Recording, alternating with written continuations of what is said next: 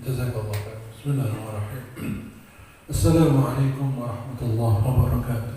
وعليكم السلام ورحمة الله وبركاته. إن الحمد لله نحمده ونستعينه ونستغفره ونعوذ بالله من شرور أنفسنا ومن سيئات أعمالنا. من يهده الله فلا مضل له ومن يضلل فلا هادي له. أشهد أن لا إله إلا الله وحده لا شريك له وأشهد أن محمدا عبده ورسوله الذي لا نبي بعده. اللهم صل وسلم وبارك على سيدنا ونبينا وحبيبنا وشافعنا ومولانا محمد صلى الله عليه وسلم وعلى آله وأصحابه ومن تبعهم بإحسان إلى يوم الدين. أما بعد. Bapak-bapak, ibu-ibu yang dirahmati Allah Subhanahu wa taala, anak-anak yang dimuliakan Allah Subhanahu wa taala. Alhamdulillahirabbil alamin, kita panjatkan puji dan syukur kehadirat Allah Subhanahu wa taala atas segala limpah nikmat dan karunia-Nya. Salawat serta salam semoga tercurahkan kepada teladan kita Rasulullah Muhammad sallallahu alaihi wasallam, keluarga beliau, sahabat-sahabat beliau, serta seluruh pengikut beliau hingga hari kiamat nanti. Insyaallah tema pagi hari ini masih berkaitan dengan beberapa peristiwa yang belakangan terjadi, peperangan antara Syiah Iran dengan Zionis Israel. Tema kajian pagi hari ini Palestina di antara dua mega proyek, Israel Raya versus Bulan Sabit Syiah. Kajian ini mungkin belum pernah disampaikan karena proyek Bulan Sabit Syiah ini proyek yang jarang diangkat oleh para ustadz. Kalau proyek Israel Raya itu sudah banyak yang tahu. Saya jelaskan dulu. Ya.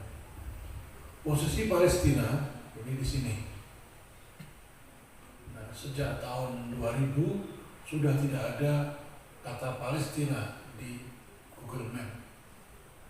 Ya, sudah diganti dengan Israel. Ini Israel. Ini Palestina. Kecil. Ini yang disebut dengan The Greater Israel, Israel Raya. Dari Sungai Furat ini, Yufrat, sampai Sungai Nil ini, Teluk Aqobah ini, Teluk Arab ini, Teluk Persia, sampai di Turki.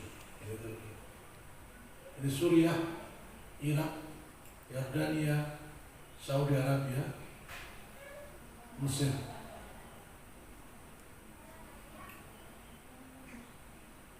Wilayah Israel hari ini hanya ini, kecil.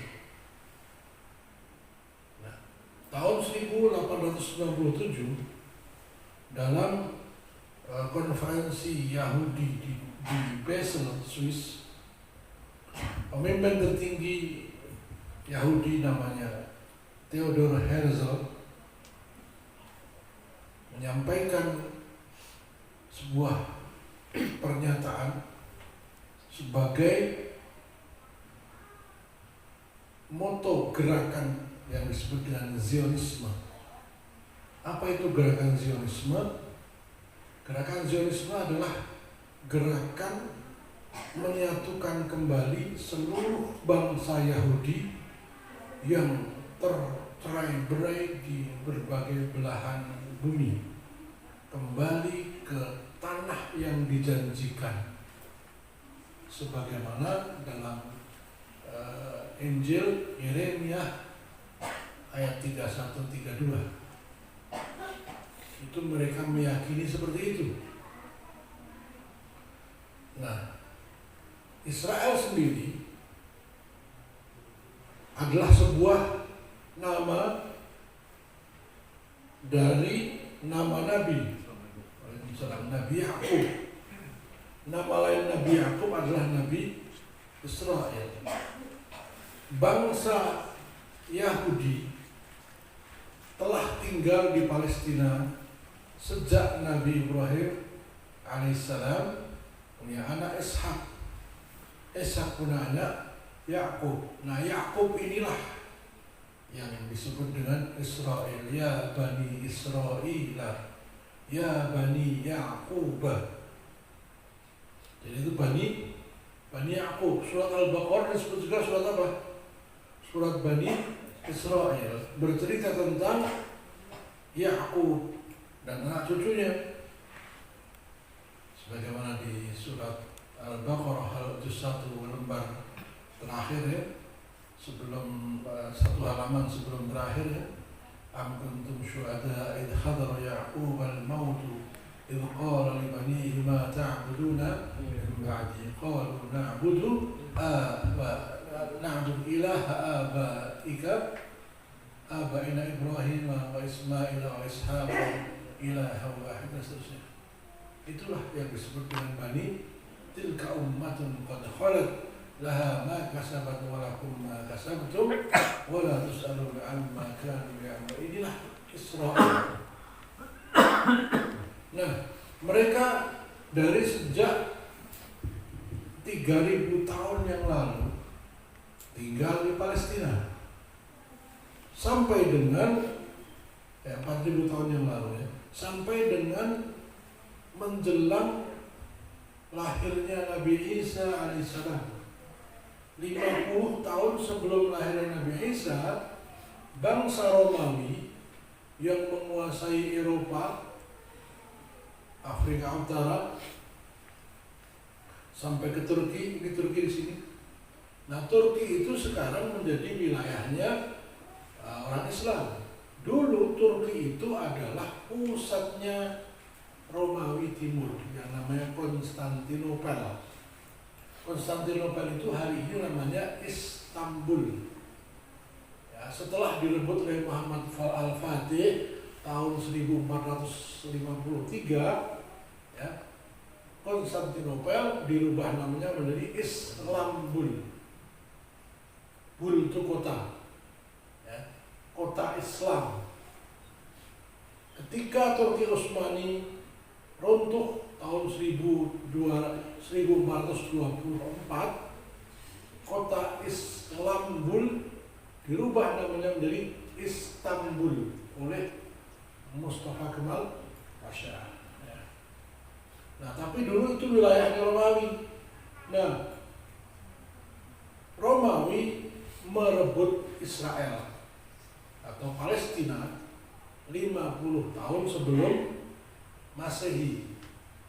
Nah, sejak itu bangsa Palestina kocar-kacir terusir dari Romawi karena mereka tidak mau masuk agama Kristen. Yang tidak mau masuk Kristen pergi semua. Sampai ada yang ke Afrika, Angola, ada yang ke Amerika Selatan, di Brazil, Chili, Argentina. Makanya di Argentina banyak orang-orang Yahudi, ya. Di Chili banyak orang Yahudi, ya. Di Brazil banyak orang Yahudi. Di Amerika karena mereka tinggal pindah tempat. Ada juga di Eropa Timur, di Rusia, Yugoslavia. Ada juga yang di Eropa Barat. Di Belanda itu banyak orang-orang Yahudi. Nah, sampai dengan tahun 638 atau 35, Khalifah Umar bin Khattab mengirimkan pasukan yang dipimpin oleh Sa'ad bin Abi Waqqas, oleh Abu Ubaidah bin Jarrah menaklukkan Palestina. Ya. Sejak itu Palestina menjadi negerinya kaum muslimin. Tahun 638, setelah 700 tahun dijajah bangsa Romawi. Lalu tahun 1897 Yahudi sudah mengumpulkan berbagai macam cara, karena di tahun 1200-an itu Eropa bangkit, kaum Yahudi menguasai berbagai negara, termasuk menguasai pengetahuan. Salah satunya James Watt menemukan mesin uap, Alexander Graham Bell menemukan listrik, ya, dan sebagainya. Ya, kayak Thomas Newton, itu semua orang-orang Yahudi, termasuk Albert Einstein. Ya, itu orang-orang Yahudi. Memang mereka cerdas-cerdas. Nah, salah satunya adalah Theodor Herzl. Ini orang yang sangat kaya raya. Ya, kumpulkan bangsa Yahudi dari berbagai negara di Basel tahun 1897 sepakat dalam 50 tahun yang akan datang paling lama bangsa Yahudi harus sudah bisa mendirikan negara Yahudi di tanah yang dijanjikan Allah, di mana? Palestina. Usahanya ini nggak main-main, sudah sering Ustaz sampaikan. Dikumpulkan harta, ya, duit yang banyak sekali, termasuk diantaranya 300 triliun rupiah kali ini, hanya untuk menyuap, bukan disuapin, bukan, untuk menyogok Sultan Abdul Hamid II agar beliau mengizinkan bangsa Yahudi bermukim di Palestina. Bayar, bukan sebagai pemilik, sewa, pakai visanya visa izin tinggal dari Turki Utsmani. Itu sama Sultan Abdul Hamid ditolak, tidak mau. Bangsa Yahudi tetap tidak diizinkan untuk tinggal di Palestina. Ziarah silakan, tapi tidak boleh tinggal. Tahun 1907, ya, 8 tahun 10 tahun setelah gerakan Zionisme dicanangkan. Yahudi tidak kalah akal. Mereka berusaha menghancurkan kekhalifahan Turki Utsmani, kekhalifahan terasal Islam. Caranya apa? Dengan membuat perang yang mau tidak mau akan melibatkan Turki Utsmani. Turki Utsmani disebut dengan the old sick man of Bosphorus, manusia tua yang sudah sakit-sakitan dari Bosporus. Wilayahnya dulu luas sampai ke Hungaria, sampai ke seluruh Asia Tengah yang menjadi wilayah Soviet itu dulu wilayahnya Turki Utsmani. Pelan-pelan pada berontak, Yugoslavia berontak, Slovenia berontak, ya. Akhirnya lepas dari Turki Utsmani. Nah, Turki Utsmani kan butuh koalisi, teman untuk bersama-sama mempertahankan negaranya. Nah, dia berkoalisi dengan Jerman yang waktu itu dipimpin oleh Adolf Hitler. Nah, Inggris, Prancis, dan Rusia mengobarkan Perang Dunia Pertama tahun 1914. Awalnya hanya antara Inggris, Prancis, Rusia di satu pihak yang disebut dengan sekutu. Lalu perangnya melawan Jerman. Nah, akan tetapi pertempuran ini tidak hanya terjadi di Eropa, juga terjadi di Asia. Dan yang paling banyak rugi adalah Turki Utsmani. Akhirnya Turki Utsmani minta bantuan Jerman. Jerman membantu dengan mengirimkan armada tempurnya, belum sampai ke Turki Utsmani sudah dibom oleh Rusia. Akhirnya Turki Utsmani kalah. Ada lebih dari 10.000 pasukannya yang terbunuh, ada yang sakit-sakitan. Tahun 1916 Perang Dunia Pertama selesai, Inggris, Prancis, Rusia menang, Jerman kalah, Turki Utsmani kalah. Wilayahnya banyak jatuh ke tangan sekutu. Nah, karena wilayahnya banyak yang jatuh ke tangan Inggris, Prancis, dan Rusia, mereka kemudian membagi-bagi wilayah yang dulu wilayahnya Khilafah Turki Utsmani. Asia Tengah, ya, seperti Azerbaijan, Turkistan, Turkmenistan, kemudian Lituania, Crimea, Ukraina. Dulu wilayah Turki Utsmani ini diserahkan ke Rusia. Jadilah Uni Soviet. Ya, tahun 1917 Joseph Stalin melakukan pemberontakan kepada Tsar Rusia, jatuh. Kaisar Rusia terakhir kalah, kemudian berdirilah negara Uni Soviet. Wilayahnya separuhnya adalah bekas wilayah Turki Utsmani. Nah, Soviet dapat itu, Rusia dapat itu. Nah, Inggris sama Prancis dapat apa? Nah, ini ya, perhatikan. Ini Syria. Syria untuk Prancis. Ini Irak. Irak untuk Inggris. Yordan untuk Inggris. Mesir untuk Inggris. Saudi Arabia, mereka nggak tertarik sama sekali karena gurun pasir semua. Belum tahu kalau bawahnya ada minyak. Waktu itu belum tahu ya, belum tahu. Tahun 1917 belum ada, ya. Masih naik onta semua. Tapi sebagai gambaran ya, di tengah gurun pasir itu, kaum muslimin kalau dari Palestina mau haji ke sini naik kereta api.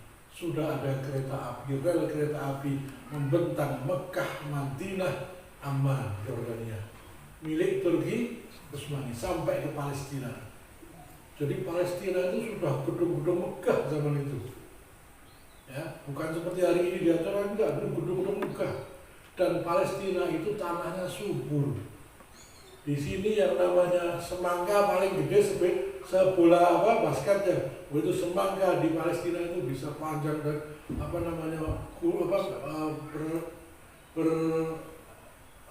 air gitu ya, enak, seger. Yang namanya buah ceri, buah macam-macam, ya. Apel, manis-manis, subur tanahnya. Nah, kembali ke sini. Nah, Inggris dapat Yordania, dapat Irak, dapat Suriah, Prancis dapat Suriah, dapat Lebanon. Nah, Yahudi membiayai seluruh Perang Dunia Pertama, membiayai keperluan Inggris dalam Perang Dunia Pertama, tapi dengan janji kalau Inggris menang, Palestina buat bangsa Yahudi. Tahun 1917,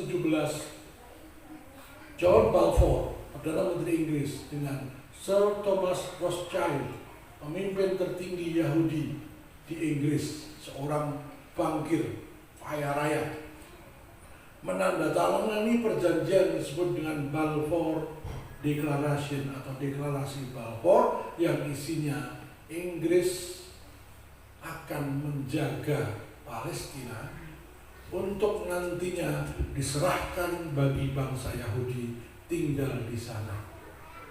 Ya, jadi yang menyiapkan negara Israel itu adalah Inggris. Nah, supaya terlihat ini adalah berkekuatan hukum, maka 3 negara pemenang perang ini, Prancis, Rusia, dan Inggris, membentuk apa yang disebut League Nations League atau Liga Bangsa-Bangsa, ya, yang nanti di tahun 1945 ketika Perang Dunia Kedua mereka menang jadi PBB, United Nations. Nah, 3 negara ini membentuk Liga Bangsa-Bangsa tahun 1918 kemudian membuat kesepakatan stempel Palestina akan diserahkan ke Yahudi. Nah, sejak itu ya, bangsa Yahudi berbondong-bondong masuk ke Palestina tanpa ada yang bisa menghalangi karena tentara Inggris jaga di situ. Sementara Turki Utsmani sudah lemah, pihak yang kalah perang. Ya. Lalu untuk menambah supaya lemah kaum muslimin, Inggris menyusupkan seorang Yahudi yang pura-pura masuk Islam, namanya Mustafa Kamal. Mustafa Kamal ini melakukan gerakan penyusupan ke dalam generasi muda Islam, diajarkan agar anti dengan Islam, ya, apa yang disebut dengan sekularisme. Tahun 1924 Mustafa Kamal berhasil menggulingkan Raja Abdul Majid II, khalifah terakhir Turki Utsmani. Tanggal 3 Maret 1924 Turki Utsmani, khalifah Turki Utsmani dihapuskan, Raja Abdul Majid ditangkap dan diasingkan ke Swiss, ke Jenewa. Sejak itu Islam tidak punya lagi khilafah. Nah, tujuannya apa? Supaya tidak ada lagi yang menjaga Palestina. Itu karena selama ratusan tahun, sejak kapan? Tahun 638 di masa Umar bin Khattab. Itu Palestina berada di dalam naungan Islam. Baru lepas dari kaum muslimin tahun 1087 ketika pasukan salib di bawah pimpinan Guy Lusignan, ya, kerajaan Inggris dan Prancis bersatu dibantu oleh kerajaan Syiah Fatimiyah di Mesir. Ya, ini Syiah Fatimiyah itu di sini nih. Ya, ini. Nah, Palestina di sini. Pasukan salib lewat sini. Masuk ke Acre di sini Syria. Nah, yang sebagian dari Prancis lewat laut ke sini. Nah, yang membantu untuk menyiapkan logistik, makanan dan sebagainya adalah pasukan Daulah Fatimiyah Syiah di Mesir sini. Jadi, ya, kalahnya pasukan kaum muslimin dari khilafah Bani Saljuk adalah karena pengkhianatan orang-orang Syiah di Mesir membantu pasukan salib. Paham di sini? Tahun 1087. Tahun 1145 kaum muslimin berusaha merebut kembali Palestina. Gagal. Jadi setelah 50 tahun dijajah, 60 tahun berusaha direbut lagi, gagal.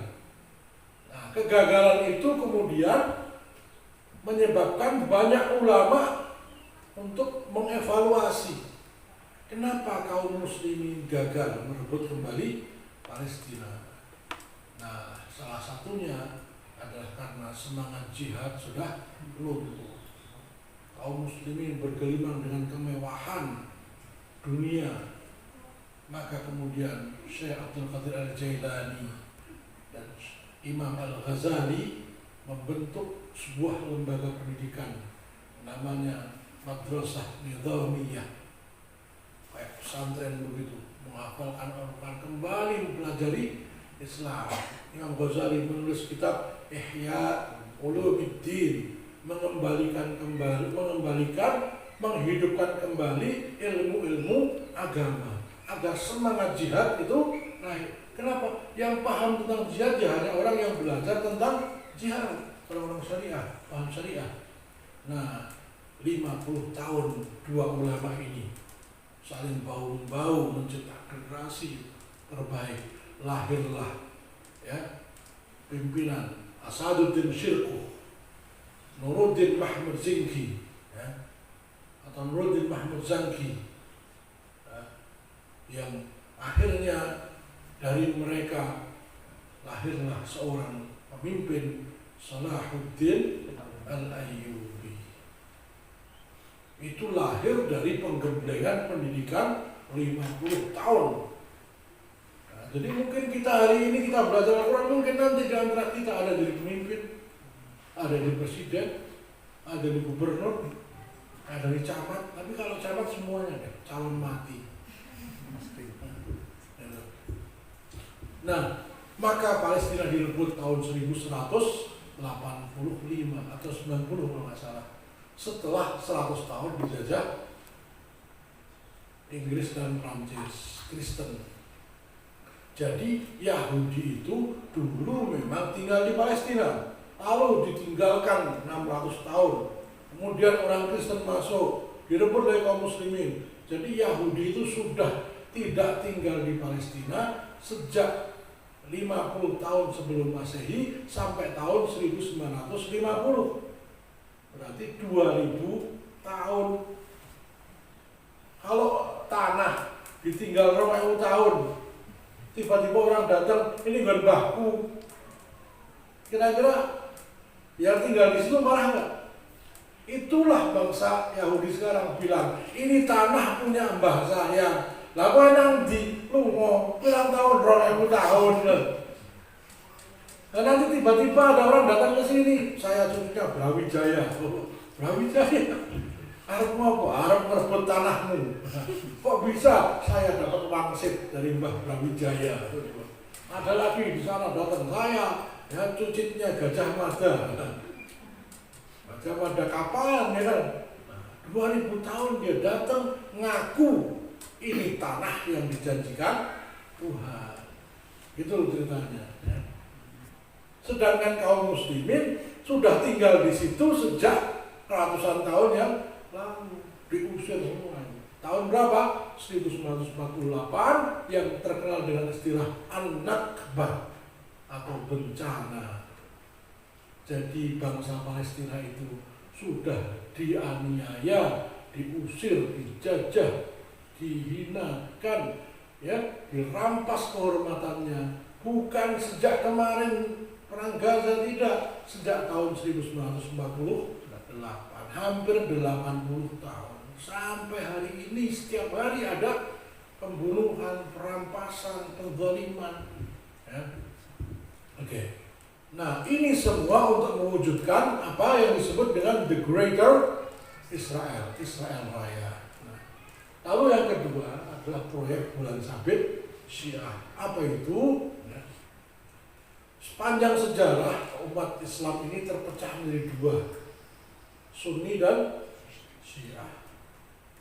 Sunni atau Ahlus Sunnah wal Jamaah meyakini ya, konsep negara itu adalah khilafah, gabungan dari kaum muslimin dipimpin satu orang khalifah.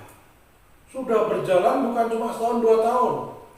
Khalifah generasi pertama disebut Khulafaur Rasyidin, mulai dari tahun ke 10 Hijrah, 11 Hijrah pasca wafatnya Rasulullah SAW. Abu Bakar As-Siddiq 3 tahun menjadi khalifah. Beliau wafat digantikan Umar bin Khattab 12 tahun menjadi khalifah. Nah, di zaman Umar bin Khattab ini luar biasa. Beliau menaklukkan Syam, Palestina dengan pimpinan Abu Ubaidah ibn Jarrah. Makamnya Abu Ubaidah itu di tepi laut mati. Waktu saya ke sana itu dari makam Abu Ubaidah itu terlihat Palestina. Itu di Yordan. Nah, Abu Ubaidah bin Jarrah berhasil menaklukkan Palestina dan Syam. Sa'ad bin Abi Waqqas menaklukkan Persia. Amr bin As, Zubair bin Awam menaklukkan Mesir. Nah, sampai di masa Khalifah Umar bin Abdul Aziz menaklukkan Andalusia, Spanyol tahun 711.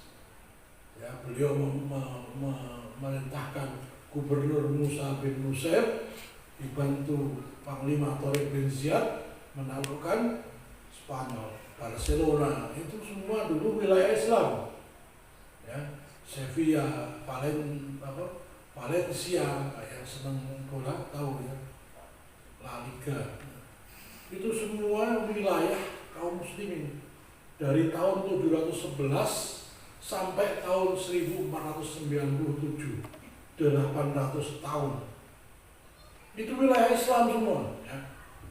Nah, Israel sudah tadi, sekarang Syiah. Yang kedua adalah Syiah.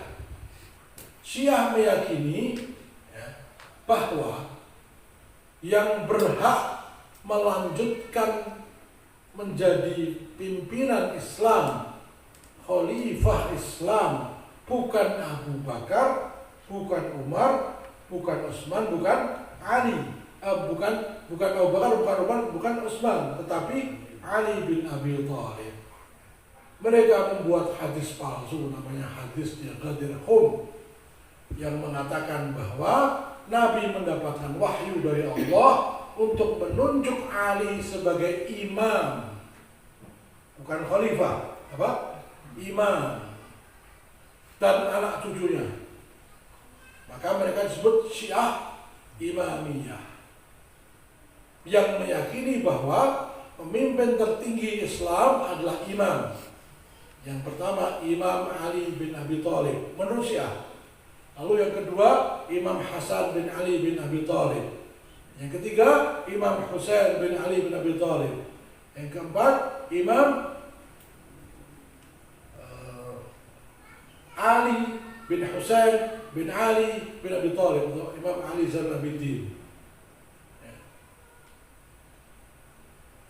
Dan seterusnya sampai yang terakhir Imam Muhammad bin Hasan al-Askari, atau disebut Imam Mahdi. Jadi mereka juga percaya dengan Imam Mahdi, tapi bukan Muhammad bin Abdullah, tapi Muhammad bin Hasan al-Askari. Ya. Itu cucu yang ke-12, urutan ke-12 dari Ali bin Abi Thalib. Ya. Ali, Hasan, Husain, Ali bin Hasan bin Husain, Ali bin Husain, kemudian Muhammad al-Baqir bin Ali bin Husain, kemudian Ja'far as-Sadiq, dan seterusnya sampai Muhammad bin Hasan al-Askari.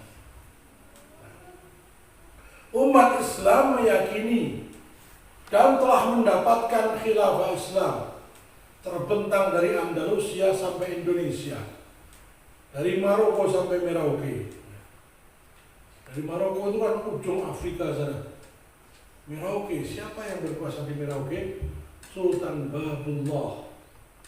Sultan Babullah. Makanya ada Maluku, konon namanya adalah Jaziratul Muluk. Apa muluk? Raja-raja. Itu raja-raja Islam semua. Ya. Nah, ketika Portugis, setelah mereka melewati tahun 1495, khilafah Islam di Andalusia runtuh, sehingga negara-negara, kerajaan-kerajaan barat bebas lewat Laut Atlantik. Tidak ada lagi panglima-panglima yang menghadang mereka. Sampailah Vasco da Gama di Tanjung Harapan, di ujung Afrika. Lalu kemudian dilanjutkan Alfonso d'Albuquerque sampai ke Selat Malaka. Sejak itulah bangsa-bangsa Eropa sampai ke Indonesia untuk mencari rempah-rempah. Nah, ada sebagian sampai ke Barus, dapat kapur Barus.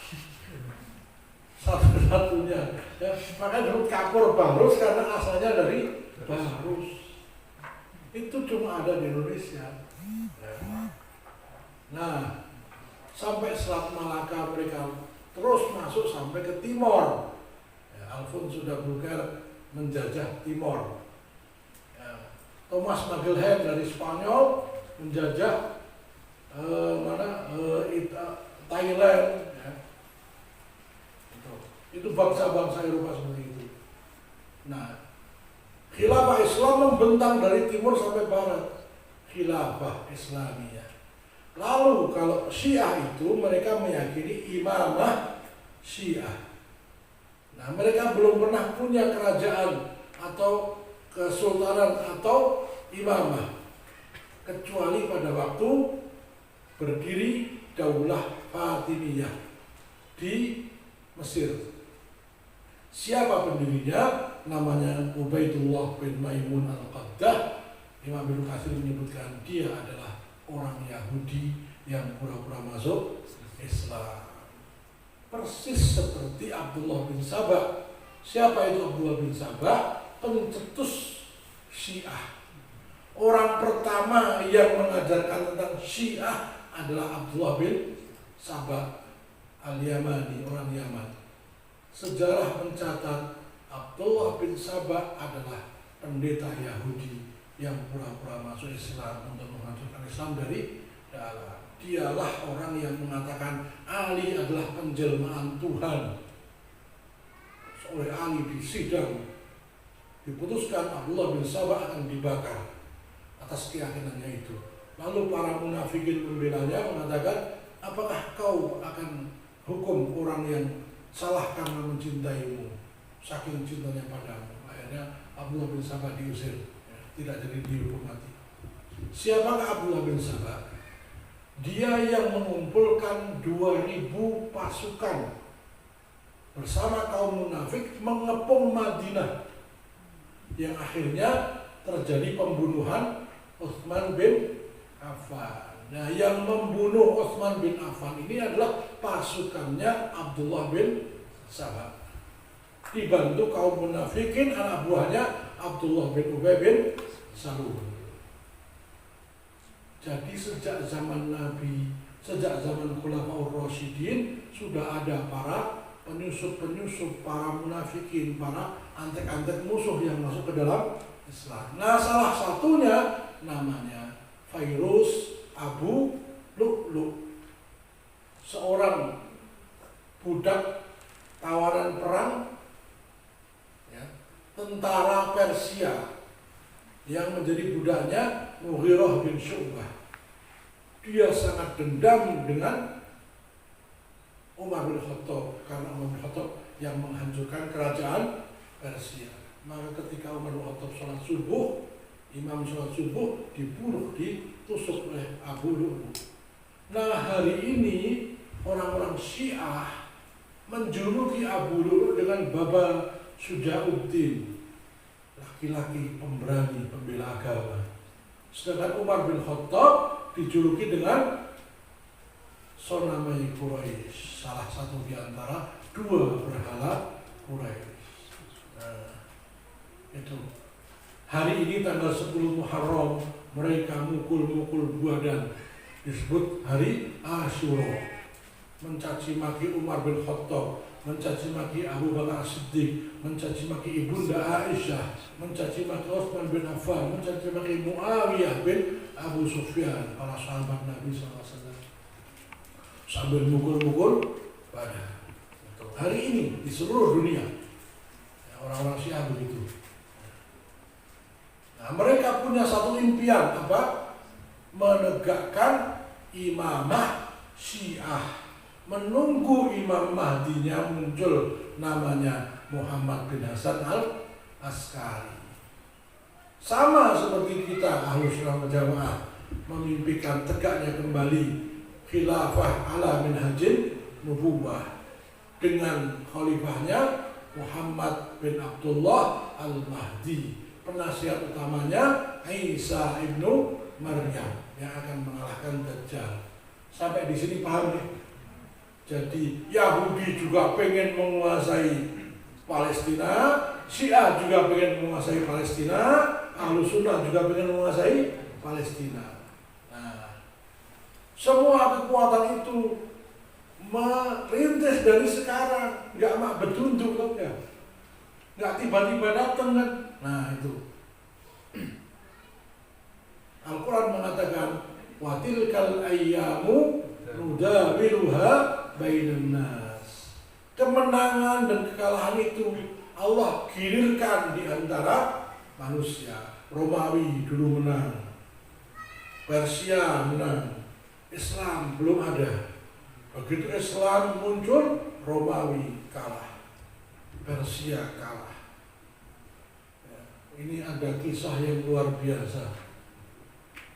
Ketika kaum muslimin menaklukkan Mesir, itu benteng Romawi sangat kuat, sulit ditembus. Akhirnya sahabat Zubair bin Awam itu minta dilemparkan dari Manjani, tapel raksasa, dilemparkan masuk ke benteng. Dia hadapi seluruh penjaganya, dia buka benteng sendirian. Dalam Mukhtasar Tarikh Dimas disebutkan begitu. Zubair bin Awam itu naik kuda sendirian, masuk ke barisan, minggir semua pasukan. Karena dia cari mati, pasukan yang kafir cari hidup. Nah itu. Jadi kalau kita baca kisah seperti itu luar biasa. Dan itu hari ini terjadi di Gaza. Ya. Ibarat mengulang sejarah para sahabat. Nah, kita kembali sini. Jadi Palestina itu tempat yang sangat strategis, pas di tengah-tengah jalur minyak kalau hari ini. Kapal-kapal dari Eropa lewat terusan Suez.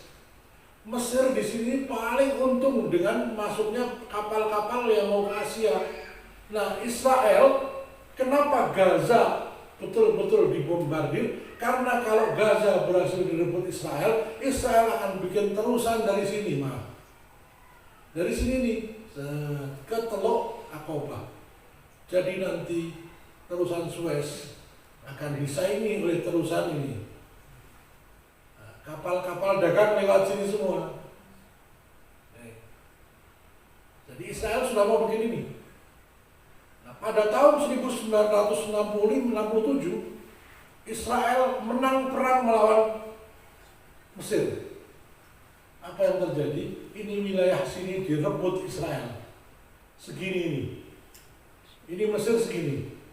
Nah, yang segini direbut Israel. 10 tahun dibangun kota yang megah, bandar udara sampai pelabuhan semua dibangun oleh Israel. Jadi menjadi bagian Israel. Jadi Israel itu pernah dari sini, ini Palestina, sampai sini, sampai sini. Ini. Selama 10 tahun dari tahun 1967 sampai 1978. Nah, Jimmy Carter, Presiden Amerika Serikat, memelopori perjanjian disebut perjanjian Camp David antara Perdana Menteri Israel Menachem Begin dengan Presiden Mesir Anwar Sadat. Dah, Mesir, kamu jangan lagi musuhi saya. Kamu akui Israel sebagai negara berdaulat. Sinai saya kembalikan. Ini. Jadi segini dikembalikan ke Mesir dengan syarat Mesir tidak ganggu lagi Israel. Paham? Kenapa sekarang Mesir kok diam saja? Satu-satunya jalan bantuan yang bisa masuk dari luar ke Gaza hanya lewat Rafah. Rafah itu wilayahnya di Mesir ini. Ini Rafah itu dari sini nih. Ini oleh Presiden Abdul Fattah al-Sisi dibikin benteng 3 lapis, tembok 3 lapis. Israel saya cuma bikin 1 lapis, Mesir bikin 3 lapis, tingginya 15 meter. Ya, lapisan pertama, kemudian jarak 100 meter, lapisan kedua lagi, jarak 50 meter, lapisan ketiga. Jadi andaikan kaum muslimin bisa lompat di tembok yang pertama, itu masih harus lewat tembok yang kedua. Tembok terakhir itu besi, kawat berduri di aliran listrik Muhammad. Satu-satunya pintu hanya lewat Rafah. Itu pun harus izin Mesir. Mesir ngasih izin lagi ke Israel. Nah, saya bulan sebelum Ramadan yang lalu itu ke Padang. Kebetulan ada teman yang ngurus bantuan ke Israel, kemana ke Gaza. Itu kebetulan beliau kurang lancar bahasa Arab, bahasa Inggris. Saya disuruh menerjemahkan surat dari lembaga kemanusiaan di Mesir. Minta maaf, 1 ton gandum yang harusnya kami masukkan ke Gaza busuk. Kenapa? Karena tidak bisa masuk. 1 tahun penuh hanya di truk saja dibiarkan. Gitu. 1 ton kalau nggak salah, kalau nggak 2 ton gitu. Tapi mereka berjanji mau mengganti. Oh, ini berapa banyak? PBB mengatakan kerusakan yang terjadi di Gaza, kalau tidak ada bantuan bahan bangunan dari luar, hanya bisa kembali seperti semula setelah 200 tahun. Bayangkan kerusakannya itu hari ini. Nah itu semua Mesir. Maka Israel pinter, biar tidak ada bantuan dari luar, Mesir yang ditutup mulut dulu. Maka sekarang ini kaum muslimin ya sangat tergantung dengan Mesir. Nah, ini Yordan.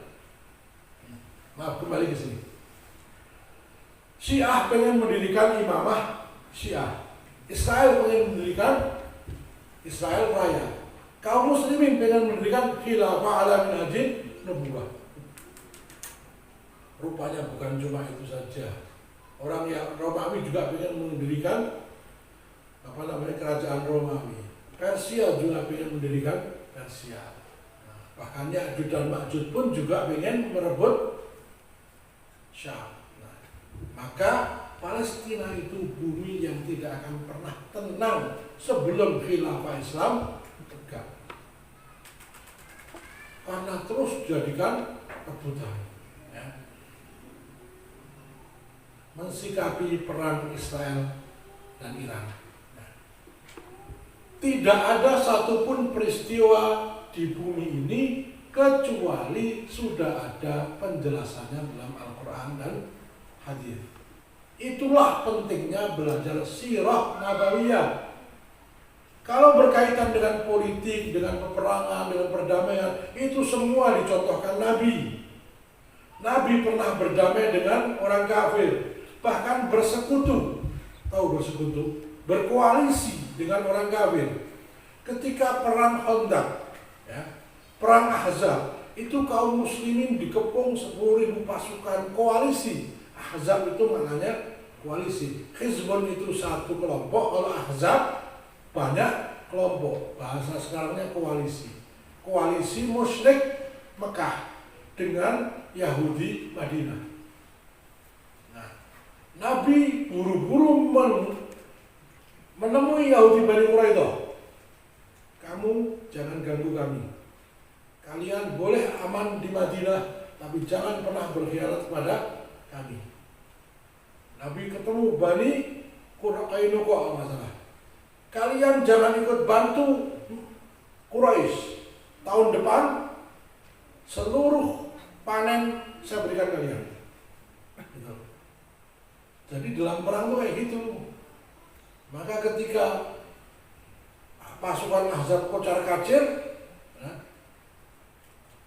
mereka pergi meninggalkan Madinah, Nabi cepat-cepat mengumpulkan pasukan.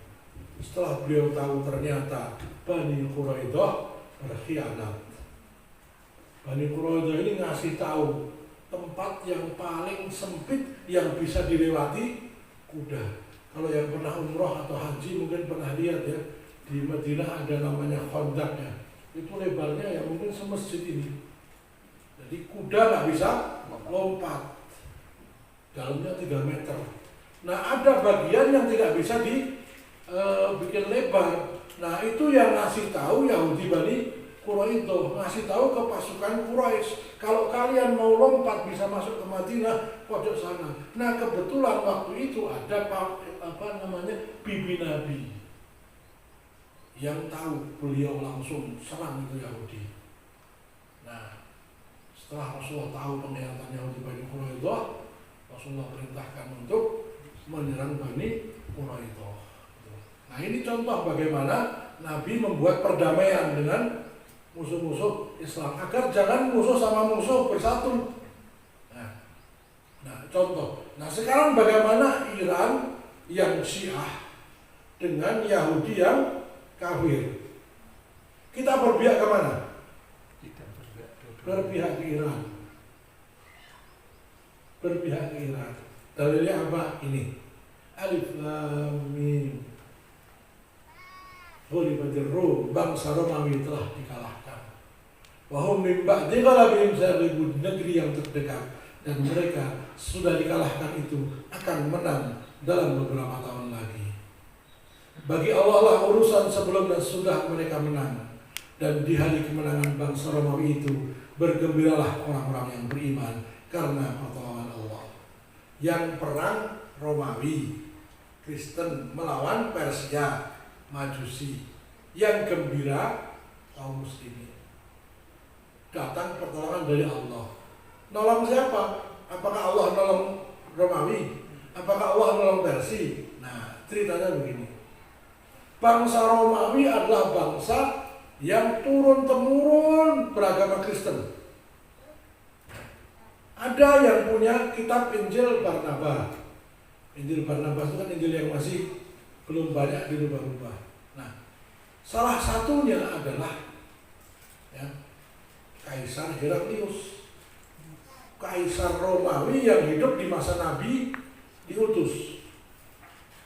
Pada waktu perjanjian Hudaybiyah itu bangsa Arab, orang Quraisy berdamai. 10 tahun tidak ada perang. Maka itu dimanfaatkan Nabi untuk apa? Menyebarkan Islam. Banyak yang masuk Islam. Ya. Ziyazan itu penguasa Bahrain masuk Islam. Kemudian penguasa Yaman masuk Islam. Nah, ketika dikirimkan ke Muqawqis, penguasa Mesir, dia tidak masuk Islam, tapi berterima kasih atas penghormatannya. Beliau kirimkan keledai dan budak wanita bernama Maria Al-Qibtiyah yang kemudian dijadikan istri oleh Nabi dan melahirkan 2 anak, Ibrahim dan Musa. Satu-satunya Nabi yang laki-laki yang lahir setelah jadi Nabi adalah anak dari Maria Al-Qibtiyah, meninggal waktu masih kecil. Nah, kemudian Nabi juga mengutus Dihyah bin Khalifah Al-Kalbi, diutus untuk menemui Kaisar Heraklius di Konstantinopel. Nah, pada saat Dihyah bin Khalifah Al-Kalbi di situ, rupanya rombongan dagang Quraisy juga sedang ke sana. Ada Abu Sufyan. Abu Sufyan dipanggil. Sekalian ketemu dengan Dihyah bin Khalifah. Heraklius nanya, seperti apakah yang diajar oleh Nabi-Mu? Disampaikan. Sampaikan seperti Ja'far bin Abi Thalib menerangkan kepada Raja Najasyi. Kami meyakini Isa adalah Nabi. Kemudian disebutkan ayatnya semua, kisahnya, bagaimana ibunda Maryam difitnah dan sebagainya. Kaget Heraklius. Loh, ini seperti persis seperti disebutkan dalam kitab kami. Coba jelaskan bagaimana watak Nabi-Mu, bagaimana latar belakang keluarganya. Setelah diceritakan semuanya oleh Dihyah bin Khalifah Al-Kalbi, Heraklius nanya sama Abu Sufyan, apakah yang diomongkan orang ini betul? Betul. Apa kata Heraklius? Sungguh orang yang kau ceritakan ini adalah Nabi yang dijanjikan dalam Injil. Ismuhu Ahmad. Heraklius termasuk orang yang percaya. Lalu dia mengatakan, andaikan aku bertemu dengannya, akan aku basuh kakinya. Rawahul Bukhari. Hadis dari Bukhari. Tetapi para penasihatnya, menteri-menterinya kan takut kalau sampai Heraklius masuk Islam, Romawi jadi negara Islam. Karena diancam, awas kamu kalau masuk Islam. Heraklius nggak jadi masuk Islam. Raja Najasyi masuk Islam, tapi diam-diam sendiri. Jadi ada 2 raja yang awalnya Kristen, didakwai Islam, terus tertarik. Yang satu tertarik langsung masuk Islam, diam-diam. Namanya Najasyi, Raja Habasyah, tempat kaum muslimin hijrah. Akhirnya kaum muslimin aman di situ, dilindungi oleh Raja Habasyah. Ada sekitar 80 orang kaum muslimin. Sedangkan satu lagi raja namanya Raja Heraklius, Raja Romawi Timur. Dia sudah meyakini bahwa itu Nabi yang dijanjikan, tapi dia lebih takut kehilangan kekuasaannya. dia tidak masuk Islam. Nah, kelak ini saya agak menyimpang nih. Kelak ketika perang Yarmuk, Khalid bin Walid sudah hadapan-hadapan sama panglima, orang Arab mengatakannya Tudor, Gregorius Theodorus namanya. Sebelum mulai perang kan biasanya ketemu dulu ya. Rembukan. Nah si Gregorius ini nanya, agama apa sih yang dibawa oleh Muhammad? Diceritakan semua tentang Islam. Gak jadi perang. Khalid, aku masuk Islam. Ini panglima ini langsung jadi masuk Islam. Disahadatkan sama Khalid, langsung perang dia. Ikut dalam barisan kaum muslimin, sorenya syahid. Nah, dari hal-hal seperti ini, kaum muslimin berharap perang antara Romawi dengan Persia yang menang siapa? Romawi, karena lebih kenal Islam, lebih mudah dimasukkan ke dalam Islam. Sedangkan Persia itu nyembahnya nyembah api, nyembah dewa ini, dewa itu. Nah, yang senang sama Persia adalah kaum Quraisy. Maka ketika Persia menang, kaum muslimin sedih. Waduh, kok yang menang Persia? Wah, yang Quraisy tepuk tangan, ya. Nah, tapi Allah menurunkan ayat, wahum min ba'di ghalabihim sayaghlibuna fi bid'i sinin. Jangan sedih wahai Muhammad, jangan bersedih wahai para kaum muslimin yang beriman. Setelah Romawi kalah, tidak lama lagi mereka akan menang. Fi bid'i sinin, dalam beberapa tahun yang akan datang, maksimal 9 tahun. Akhirnya janji Allah itu benar. Romawi berhasil mengalahkan Persia. Lah, kaum muslimin gembira. Gitu. Kenapa kok gembira? Nah, karena musuh yang paling berat itu Persia. Musuh yang paling kejam itu Persia. Kalah. Perang dua orang musuh itu adalah pertolongan bagi kaum muslimin. Ya. Musuh sama musuh berantem. Nah, kan seneng kita. Kalau perlu sampai 15 ronde, 20 ronde sak kemenge, sak lempe-lempene gitu ya. Nah, dengan peperangan yang dahsyat antara Romawi dan Persia ini, ketika Umar bin Khattab menjadi khalifah, berarti kalau Hudaybiyah itu tahun ke-9, ya, berarti 4 sampai 10-an tahun setelah peristiwa perang Romawi Persia ini, Umar bin Khattab mengirimkan Abu Ubaidah bin Jarrah untuk menghancurkan Romawi. Romawi hancur di Syam, sampai Palestina direbut kembali oleh Umar bin Khattab tahun 638. 3 tahun atau 4 tahun kemudian, Umar bin Khattab mengirimkan Sa'ad bin Abi Waqqas ke Qadisiyah untuk menghancurkan Persia. Jadi Persia dengan Romawi itu udah hancur-hancuran ketika mereka perang sendiri. Nah, umat Islam tinggal mukul KO. Nah, yang di KO dulu siapa? Romawi. Akhirnya Palestina kembali ke pangkuan Islam. Lalu Umar bin Khattab menyiapkan pasukan lagi. Sa'ad bin Abi Waqqas radhiyallahu anhu dikirimkan ke kota Qadisiyah. Di kota Qadisiyah itu pasukan Persia dihancurkan, hancur, betul-betul hancur, habis. Yang tertangkap jadi tawanan. Kaisarnya terbunuh, namanya Kaisar Yazdazil II. Putrinya dijadikan tawanan perang. Kalau nggak salah namanya Shahrazad, kalau nggak salah, atau nama yang lain, tapi nama Persia.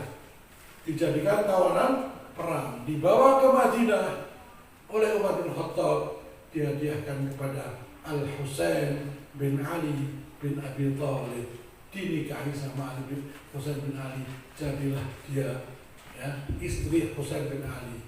Lahirlah Ali Zainul Abidin. Maka orang Syiah itu memuja-muja Husain karena ibunya, karena apa namanya, istrinya adalah orang Persia.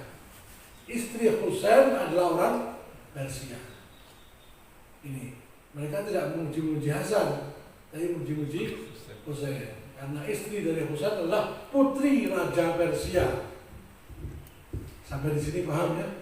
Kenapa orang Syiah yang aslinya orang-orang Persia ini memuji-muji Al-Husain? Karena dari Al-Husain mengalir darah Raja Persia yang terakhir. Nah, itu. Nah, kenapa kita memihak? Ya, karena waktu itu juga memihak kaum muslimin, memihak ke Romawi ketika Romawi perang dengan Persia. Nah, hari ini ya kita berharap Iran yang menang. Kenapa? Karena sebagian besar orang-orang Syiah itu juga sholat, juga bayar zakat, juga haji. Banyak penyimpangannya. Sebagian bahkan murtad kafir. Tapi masih ada juga yang belum termasuk murtad awamnya. Nah, ini ulama berbeda pendapat. Pernah kita bahas ya. Selanjutnya, catatan.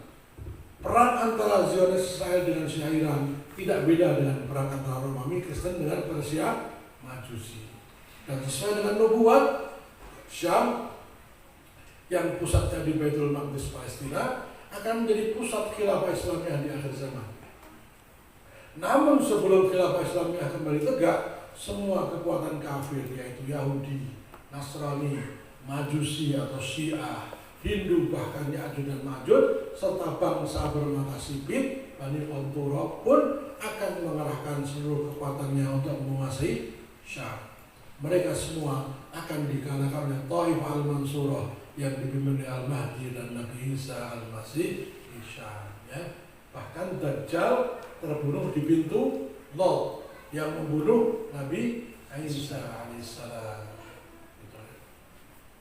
Jadi semua kekuatan mau komunis, mau Yahudi, Nasrani, Hindu, bahkan yang nggak punya agama, sekafir-kafirnya manusia adalah bangsa Ya'juj dan Ma'juj. Nabi SAW pernah bersabda, sudah pernah saya sampaikan di sini, kalau ada 1000 penghuni neraka, yang manusia biasa cuma 1, yang 999 Ya'juj dan Ma'juj. Nggak ada satupun yang mukmin Muslim. Semuanya kafir. Dan Ya'juj dan Ma'juj itu satu orang punya anak 1000. Ya nggak nikah ya, pokoknya anggar jalan. Sudah pernah kita bahas ya, satu orang Ya'juj dan Ma'juj itu punya anak 1000. Nanti di akhir zaman mereka datang dari Asia Tengah sana, hatta idza futihat Ya'juj wa Ma'juj wa hum min kulli hadabin yansilun. Surat Al-Anbiya. Mereka dengan cepat menguasai dunia. Ya. Disebutkan oleh Nabi, ujungnya di Palestina, ya, ujung depannya, ujung belakangnya di Irak. Jadi dari sini yang pimpinannya, ya, pasukan yang paling belakang masih di sini. Coba, kebak uang untel-untelan. Itu disebutkan oleh Nabi hadis sahih riwayat Ahmad, ketika mereka bertemu dengan mata air, dengan danau, mereka minum sampai habis asap. Sehingga ketika masuk ke Palestina, mereka menuju danau Buhairah Tabariyah atau danau Tiberias. Asap.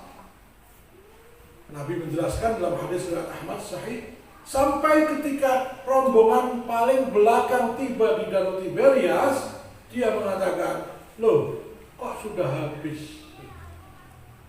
Orangku mana itu? Kira-kira ya, baru danau terbesar, danau yang besar sekali, danau Tobaria itu. Sampai hari kiamat itu nggak pernah asap kok.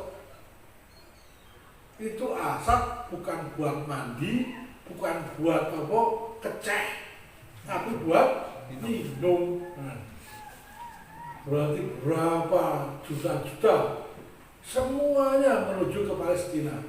Nabi Isa dan Al-Mahdi serta Taifah Mansurah 7 tahun di kepung. Mereka bersembunyi, disembunyikan Allah di Bukit Tur Sina. Sudah pernah saya bahas. Jadi itulah orang kafir terakhir yang akan merebut Palestina. bangsa Ya'juj dan Ma'juj. Setelah Yahudi hancur, Nasrani kalah, Hindu kalah, Majusi kalah, semua kekafiran kalah, muncul musuh terakhir Ya'juj dan Ma'juj. Satu-satunya fitnah akhir zaman yang disebutkan dalam Al-Quran surat Al-Kahfi ya. Hatta idza balagha bainas saddaini ya, wajada indaha qauma qala ya dzal qarnaini inna ya'juja wa ma'juja mufsiduna fil ardh faj'al bainana wa bainahum sadda. Satu-satunya fitnah akhir zaman. Dajjal tidak ada di Qur'annya. Dabah nggak ada di Quran. Yang ada cuma Ya'juj dan Ma'juj, saking besarnya ya, gitu. Nah ini semua ada dalam nubuah. Cuma kita kan tidak banyak yang mempelajari. Nah orang Yahudi nggak mempelajari, mereka nggak tahu. Nah, selanjutnya catatan. Sebagaimana kaum muslimin Ahlussunnah yang menunggu kedatangan Al-Mahdi Muhammad bin Abdullah yang akan mengembalikan khilafah Islamiyah di Baitul Maqdis atau Al-Quds, Yahudi juga menunggu Al-Masih, tapi bukan Al-Masih Isa, Al-Masih Dajjal, ya kan? Wa'udzu bika min syarri fitnatil Masih Dajjal. Al-Masih Isa, Al-Masih Dajjal, Al-Masih. Jangankan fitnah Dajjal, fitnah Ahok aja bikin sengsara. Itu fitnah Dajjal ya. Batu bisa jadi permata, neraka bisa tampak seperti surga, surga tampak seperti neraka. Itu rajanya raja sihir ya. Hanya orang Islam mukmin yang bisa membedakan. Tapi luar biasa beratnya. Dan hanya 7 tahun fitnah Dajjal, fitnah yang tidak ada satupun nabi kecuali mengingatkan kaumnya. Itu satu nabi. Dajjal datangnya di Nabi Muhammad, Nabi Adam sudah berlindung dari fitnah Dajjal.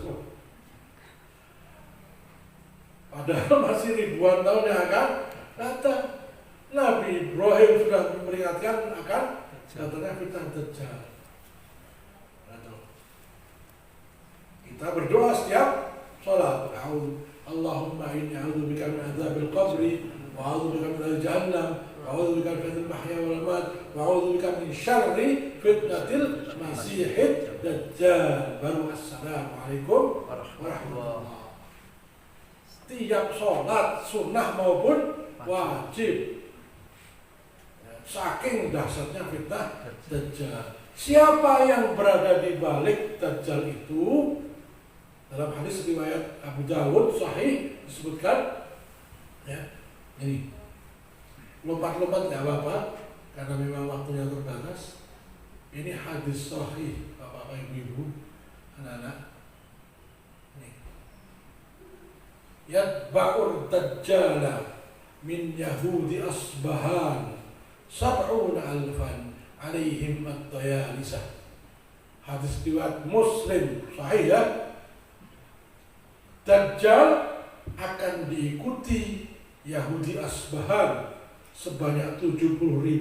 Mereka mengenakan at-tayalisah, jubah kebanggaan. Ini pimpinan-pimpinannya. Nah, siapa yang mengiringi Dajjal? Yahudi. Dari mana? Asbahan. Di mana itu Asbahan? Di tengah-tengah Iran.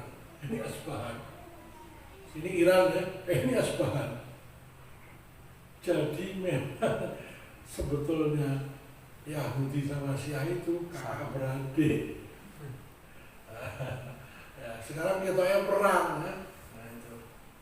Nanti ngumpul bareng itu. Nah, ini Asbahan.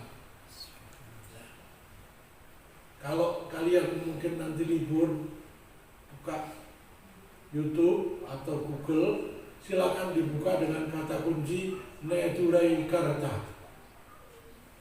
Neturei spasi Karta. Itu salah satu sekte Yahudi yang tidak mau ikut ke Israel, tidak mau diajak pindah ke Palestina. Kenapa? Mereka meyakini kalau ke Palestinanya tanpa Dajjal pasti kalah. Mereka nggak sebut Dajjal, mereka sebut Mesias, sang juru selamat. Ya. Kalau ke Palestinanya tanpa Mesias kalah, maka mereka nggak mau berangkat ke sana. Nah, sekte ini banyak di Iran. Ketika Presiden Iran Ahmadinejad berkunjung ke Amerika, dia mendapatkan penghargaan dari sekte Nitrekarta karena ternyata ia lahir dari daerah mereka. Presiden Iran Ahmadinejad itu lahirnya dari di lingkungan Yahudi, dia sendiri keturunan Yahudi. Ahmadinejad. Jadi ada Yahudi yang tidak ikut Zionisme. Apa itu Zionisme? Gerakan kembali ke Palestina. Karena dia meyakini kalau kembali ke Palestinanya tidak bersama dengan Al-Masih, kalah. Maka mereka menunggu datangnya Al-Masih. Nah, ternyata anggotanya ini banyak di Iran. Nah, berdasarkan hadis ini, mereka memang menunggu Dajjal. Nanti kalau Dajjal sudah datang, baru mereka mengiringi. Ya, kembali ke sini. Itu keyakinan Syiah ya. Kita mulai satu persatu dari mimpi Greater Israel, Israel Raya. Mudah-mudahan waktunya cukup. Konsep Israel Raya menurut pendiri Zionisme Theodor Herzl ialah negara Yahudi yang membentang dari sungai Nil di Mesir hingga sungai Yufrat atau Furat di Irak. Jadi bukan hanya Palestina, tapi dari Irak sampai Mesir.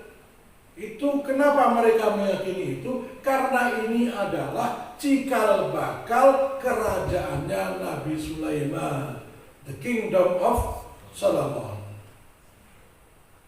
The Kingdom of Solomon. Maka benderanya adalah bendera David bintang 6, the father of Solomon.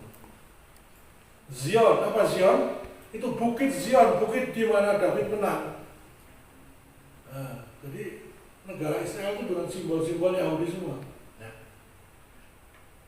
Jadi Israel Raya akan mencakup Palestina, Lebanon Selatan hingga Sidon, dataran tinggi Golan, ya, dataran Hauran dan Dar'a di Suriah hingga Aman, Yordania, serta Teluk Aqabah, Saudi Arabia.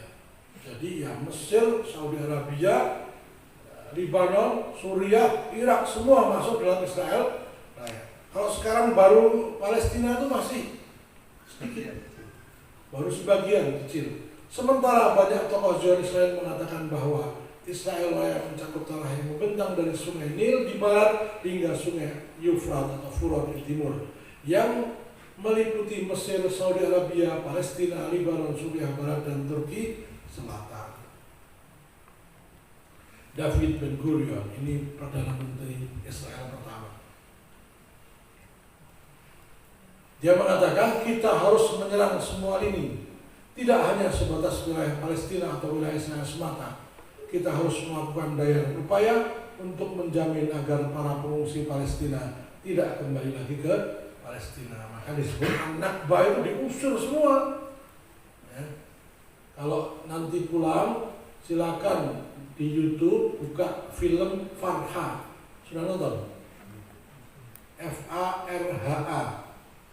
Itu film tentang bercerita kisah nyata seorang gadis remaja, anak gubernur, anak wali kota di Palestina sana, ya, bermimpi untuk ke Al-Quds untuk kuliah. Rupanya tahun 1948 itulah, ya, Israel didirikan dan mereka menghancur leburkan bangsa Palestina. Farha, keluarganya dibunuh semua, ya, dia tinggal sendirian di kampung itu. Akhirnya dia berjalan kaki sampai ke Suriah, difilmkan. Anak gadis usia 17 tahun berjalan kaki dari Palestina sampai Suriah melewati padang pasir. Karena ya seluruh keluarganya dibantai. Itu filmnya namanya film Farha. Silakan nanti bisa dibuka. Bagus untuk ditonton. Nobar. Ya. Chaim Weizmann, ini presiden Israel pertama. Luas negara Israel tidak bisa ditentukan. Sama EDW, kan? Luasnya akan disesuaikan dengan kebutuhan dan jumlah penduduknya. Makanya dia bawa dari berbagai macam negara dikumpul ke butuh rumah, cukup dewi. Punya orang Palestina, itu langsung dia masuk diusir orangnya. Pasukan tembak. Nah, selama Israel belum berdiri, siapa yang menjadi centeng-centengnya atau menjadi bodyguardnya, premannya? Tentara Inggris. Jadi tentara Inggris membantu Israel, bangsa Yahudi untuk mengusir rakyat Palestina. Maka sekarang hari ini kok minta tolong ke Inggris, ke PBB, hanya sama dengan menyerahkan harta benda, tolong diselamatkan Pak perampok. Ning maling, tolong digawa sisa. Nah, itu kan gitu. Golda Meir. Ini Golda Meir ini Syekh Salman Audah mengatakan belum pernah ada wanita kafir seberani Golda Meir dalam berinfak fisabilillah syaitan. Kan ada infak fisabilillah, ada fisabilillah tauhidnya. Bisa alladzina kafaru alladzina amanu yunfikuna fi sabilillah walladzina kafaru yunfikuna fi sabilit taghut, ya. Nah, belum pernah dalam sejarah manusia ada orang kafir yunfikuna fi sabilit taghut melebihi Golda Meir. Pada saat Israel mendeklarasikan negara Israel tahun 1948 dan akan membangun pemukiman Yahudi, separuh negara Israel dibiayai oleh Golda Meir dari duitnya sendiri, dari kantongnya 10.000 triliun. Golda Meir, maka dia diangkat jadi Perdana Menteri. Kaya raya. Sudah mengenai proyek Israel Raya. Hari ini masih berlangsung, ya. Caranya dengan apa? Bangsa Arab dikasih raja-rajanya, pemimpinnya supaya mereka diam. Proyek Bulan Sabit Syiah ini dicanangkan tahun 1978 ya, melalui revolusi Iran. Waktu itu pemimpin tertinggi Syiah yaitu Ayatullah Khomeini diusir oleh raja terakhir Iran. Daulah kerajaan Iran namanya Raja Reza Pahlavi. Kalau ada orang namanya Reza Pahlavi itu nama raja. Raja Iran sebelum Khomeini melakukan revolusi namanya Reza Pahlavi. Reza Pahlavi mengusir Khomeini, diasingkan ke Prancis. Nah, di Prancis ini Khomeini banyak belajar tentang revolusi. Ya. Akhirnya rakyat Iran memberontak, menggulingkan Reza Pahlavi. Khomeini naik jadi pemimpin spiritual. Berdirilah negara Islam Iran. Padahal itu negara Syiah.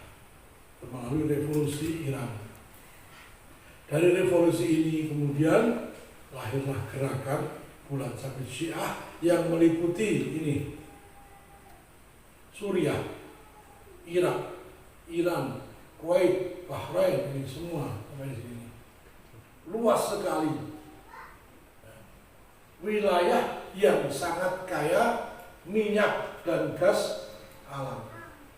Sepertiga minyak dan gas alam dunia berasal dari sini. Itu makanya Amerika itu selalu merecokin Timur Tengah. Ya.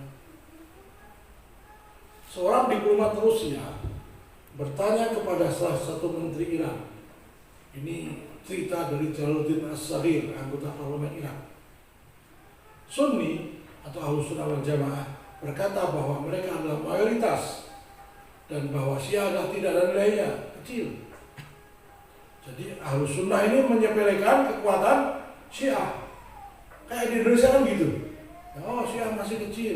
Di Suriah cuma 15%, tapi menguasai negara. Di Lebanon menguasai negara. Di Irak menguasai negara, padahal cuma 10% yang di Suriah ini. Ya. Tapi karena mereka punya kekuatan, nah, pejabat Iran itu menjawab, saya memperlihatkan kepadanya sebuah peta dan berkata, biarpun kami minoritas dalam jumlah, tapi secara strategi kami adalah mayoritas. Di sini yang kita harus hati-hati. Tidak selalu minoritas itu kalah. Kalahnya cuma jumlah, tetapi kekuatan mereka bisa menang. Nah, salah satunya mereka kuasai jenderal-jenderalnya, kasih uang yang banyak. Mereka kuasai ulama-ulamanya, kasih uang yang banyak. Ya, Kiai Haji Ahmad Khalil Ridwan, Ketua MUI, pernah saya minta beliau untuk bercerita tentang Syiah. Beliau mengatakan tahun 80 itu dulu ya, kami yang aktif di dakwah ya, daerah Bogor, Jabodetabek ditawari sebulan 10 juta untuk mendakwahkan tentang Syiah. Tahun 80-an 10 juta itu gede, satu orang gitu. Apalagi sekarang, nah Wonosobo ini termasuk daerah basis Syiah. Sekarang coba cari nanti, pasti ada lagi mukul-mukul badan, entah di mana. Karena sekarang hari 10 Muharram, kalau nggak ada di Wonosobo, cepat berangkat ke Masjid Nurul Thaqalain di Semarang. Saya pastikan sedang dilakukan. Kenapa saya pastikan? Bukan karena saya dukun, karena saya berkali-kali pimpin laskar di sana untuk sudah 3 kali saya laskar untuk memboikot acara itu. Ternyata polisi yang datang lebih banyak dari laskarnya. Tapi melindungi. Nah, melindungi pakai barakuda segala macam. Tempatnya di Masjid Nurul Thaqalain di daerah Semarang sana. Dekat pasar apa aja lupa. Ini saya lanjutkan, kami bukan yang lain. Kami mengontrol minyak Saudi, kami mengontrol minyak Iran, kami mengontrol minyak Afghanistan, kami mengontrol minyak Azerbaijan, juga minyak Suriah dan Lebanon. Caranya mengontrol gimana? Ini lihat ya, ini Saudi Arabia. Kalau mau ngirim minyak ya, lewat Mesir sini nggak bisa, dia orang lebih lewat sini. Nah, kalau mau di kapal mau dikirim ke Samudra Hindia itu harus lewat Teluk Persia. Ini Teluk Persia ada selat kecil namanya Selat Hormuz. Itu dikuasai oleh Iran. Dalam satu hari 200 kapal lewat situ. Kalau ditutup sudah 25% minyak dunia berhenti. Harga minyak pasti melonjak, krisis ekonomi. Nah, ini yang di sini. Ini Syiah Iran menguasai Selat Hormuz. Nah, Iran juga tidak bodoh.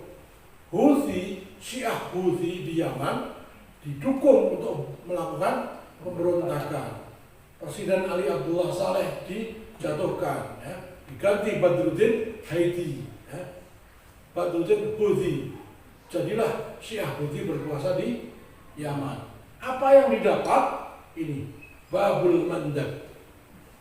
Selat Babul Mandab atau selat yang menghubungkan Eropa dengan Asia.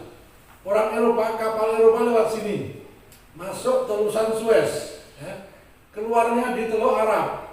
Sebelum keluar ke Samudra Hindia, Samudra Indonesia, harus lewat dulu ke Babul Mandab. Babul Mandab dikuasai orang Syiah. Kalau nggak kasih izin, nggak akan keluar. Maka sebenarnya Syiah Iran dan Syiah Yaman menguasai minyak Teluk. Begitu tutup mau jual lewat mana? Lewat pesawat? Nggak bisa. Lewat apa? Satu-satunya jalan untuk jual minyak hanya lewat kapal laut. Ya, itu lewat kapal. Nah, kapal kalau lautnya ditutup nggak bisa lewat. Nah, kalau jualannya nggak laku, apa? Bangkrut, betul. Nah, jadi yang kontrol minyak dunia ini sekarang Iran, Syiah. Maka kemarin Amerika nyerang Selat Hormuz. Nah, satu lagi, ini yang disebut dengan South Pass, yang merah ini.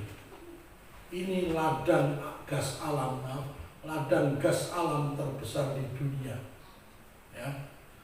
Jadi rebutan antara Qatar dengan Iran yang diserang oleh Israel dan Amerika kemarin di sini nih, dibom. Ya. Kalau minyak habis, yang digunakan untuk energi apa? Gas alam. Ternyata yang punya terbesar Iran. Yang bisa nyaingi Amerika sama Rusia cuma Iran. Jadi sebenarnya perang Israel dengan Iran kemarin hanya urusan minyak dan gas alam, bukan masalah Palestina. Paham? Kalau Iran mau bantu Palestina, dari dulu mereka punya kekuatan. Ya. Iran itu punya kekuatan namanya rudal hypersonic, yang dari Iran diluncurkan sampai ke Israel cuma 15 menit. Saking cepetnya, pesawat kalah.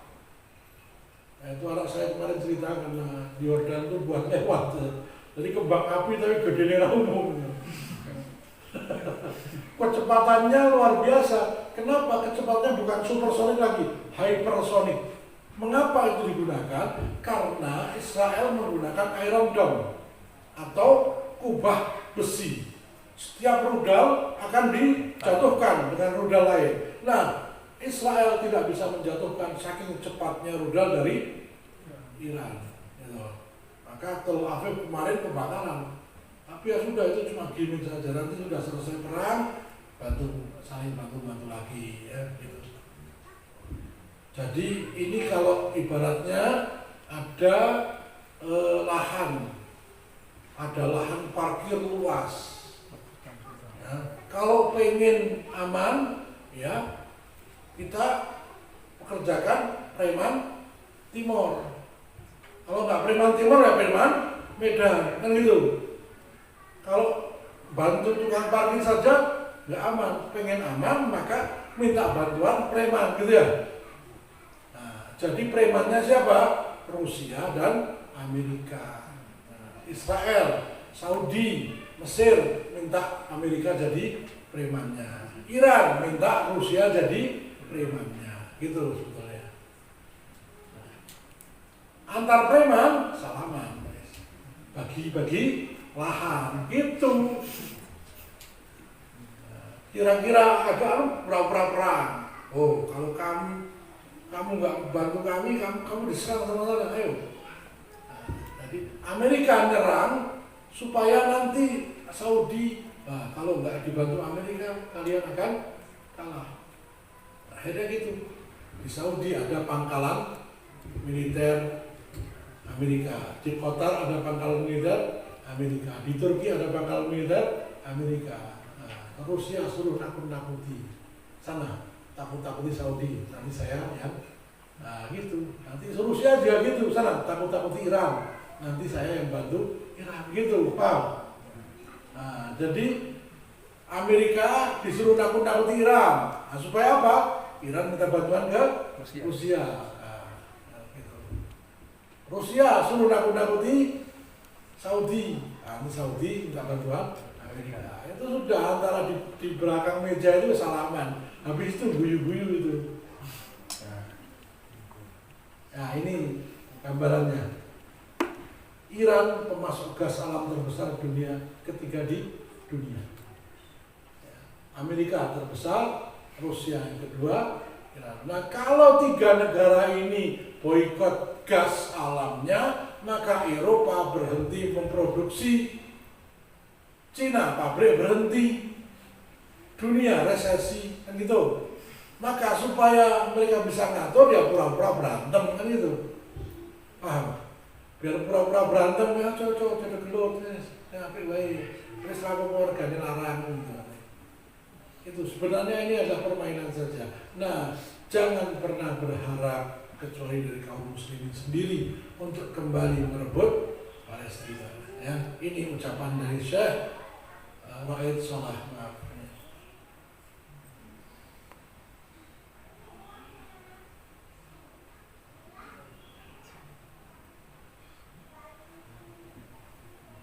Lan yuharrira Filistin man yashtim Fatiha Umar bin Khattab radhiyallahu anhu. Mereka yang selalu mencaci Umar bin Khattab, sang pembebas Palestina, tidak mungkin akan membebaskan Palestina. Yang mengucapkan ini Imam Besar Masjidil Aqsa, Syekh Raid Salah. Ya, kemarin beberapa bulan yang lalu sebelum pas Ramadan ditangkap dan dipenjara sekarang. Sebelum dipenjara beliau mengatakan ini, jangan pernah percaya dengan Iran. Syiah tidak mungkin akan membebaskan Palestina untuk kita. Mereka merebut Palestina untuk proyek mereka sendiri, imamah Syiah. Paham? Jadi kalau mereka merebut Palestina, ya untuk kepentingan mereka sendiri, membentuk imamah, menunggu Imam Mahdi Muhammad bin Hasan al-Askari. Itu catatan. Cukuplah pengkhianatan Syiah Rafidhah yang menyebabkan jatuhnya Palestina ke tangan pasukan Salib dan jatuhnya kota Baghdad ke tangan pasukan Tartar, sehingga menyebabkan runtuhnya Khilafah Abbasiyah sebagai pelajaran bagi kita bahwa Syiah Rafidhah adalah musuh besar kaum muslimin. Mereka adalah para pengkhianat terhadap Islam dan kaum muslimin. Ya, sebelum Khilafah Baghdad, Khilafah Islam di Baghdad, ya, saya sedikit mundur ke belakang. Khilafah pertama namanya Khulafaur Rasyidin, 23 tahun. Nah, Khalifah terakhir Ali bin Abi Thalib. Kemudian kaum muslimin mengangkat Muawiyah bin Abi Sufyan sebagai khalifah. Lalu Muawiyah wafat, beliau tidak menyerahkan kepada kaum muslimin untuk memilih satu khalifah, tapi mengangkat putranya Yazid bin Muawiyah. Sejak itulah berdiri khilafah Bani Umayyah atau anak cucunya Umayyah, ya. Umayyah, Bani Umayyah. Pertama didirikan Muawiyah bin Abi Sufyan. Tetapi ada khalifah yang luar biasa di Bani Umayyah. Namanya Umar bin Abdul Aziz, ya. Cucu Umar bin Khattab. Jadi Umar bin Khattab itu Bani Umayyah. Abu Bakar Bani Umayyah. Utsman bin Affan Bani Umayyah. Itu disebut dalam sejarah tokoh-tokoh bangsawan itu dari Bani Umayyah. Sedangkan tokoh-tokoh pemimpin agama, tokoh-tokoh yang dipercaya dalam masalah menjaga Ka'bah itu bukan Bani Umayyah, Bani Hashim. Nah, Hashim punya anak nama Abbas. Hashim punya anak namanya Abdul Muthalib. Abdul Muthalib punya anak namanya Abbas bin Abdul Muthalib. Jadi sejak zaman dahulu Bani Umayyah dengan Bani Abbas ini bersaing. 90 tahun Bani Umayyah menguasai Damaskus. Kemudian Abdul Abbas As-Saffah memberontak. Berdirilah Bani Abbasiyah. Selama 650 tahun pusatnya di Baghdad. Nah, khalifah terakhirnya, saya lupa kalau masalah Mu'tasim Billah, ya, itu dikhianati oleh salah satu penasihat kepercayaannya, namanya Nasiruddin At-Tusi. Nasiruddin At-Tusi memberikan nasihat kepada Al-Mu'tasim billah. Ini untuk pengiritan pengeluaran negara, jumlah pasukan kaum muslimin dikurangi saja karena sudah tidak banyak lagi musuh yang harus dikalahkan. Akhirnya dikurangi sampai tinggal separuh. Rupanya Nasiruddin At-Tusi sudah punya hubungan dengan Genghis Khan. Nanti Tartar akan menyerang Baghdad, ya, dilumpuhkan dulu. Maka ketika Hulagu Khan, anak dari Genghis Khan, menyerang Baghdad, pasukan Khilafah Bani Abbasiyah sudah lemah atas pengkhianatan Nasiruddin At-Tusi, tokoh Syiah. Ya, itu jadi Palestina juga Syiah yang berkhianat. Jatuhnya Baghdad juga Syiah yang berkhianat. Maka hari ini tidak mungkin mereka akan kemudian menjadi baik lalu membantu kaum muslimin merebut Palestina. Ini beberapa pengkhianatan Syiah sepanjang sejarah.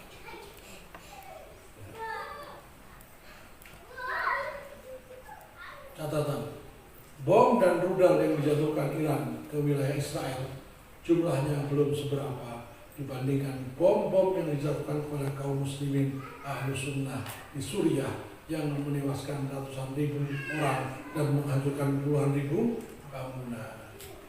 Dari tahun 2012 sampai 2024 disebut bom Birmir atau bom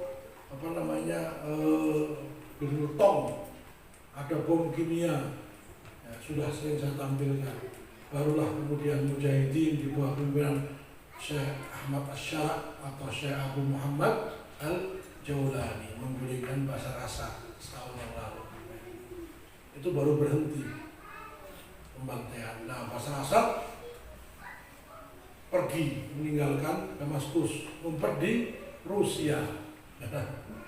Ngumpet di Rusia, sekarang dia di Rusia sama anak-anaknya. Ya.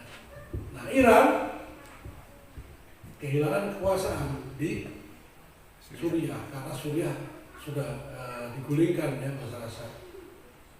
Ini korban bom-bom kimia sudah saya tampilkan cukup lama ya. Saya lanjutkan, mengapa Syiah berbahaya? Menjadikan taqiyah atau bohong dan dusta sebagai landasan akidah, menjadikan dendam dan kebencian sebagai landasan gerakan, dendam mereka kepada para sahabat sampai hari ini. Maaf, ini saya tampilkan. Mohon maaf, ini saya tampilkan beberapa bukti bahwa kebohongan kebencian itu sampai hari ini.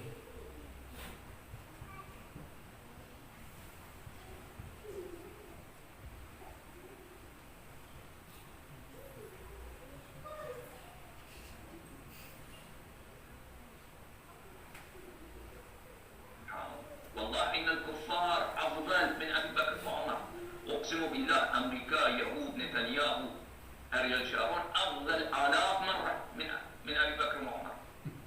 كلب أريل شارون، كلب ليس أريل شارون، أريل شارون عنده كلب، ذلك الكلب أفضل من أبي بكر آلاف مرة. Ini tokoh Syiah namanya Al-Bani Yali siapa ya? أقسم بالله أمريكا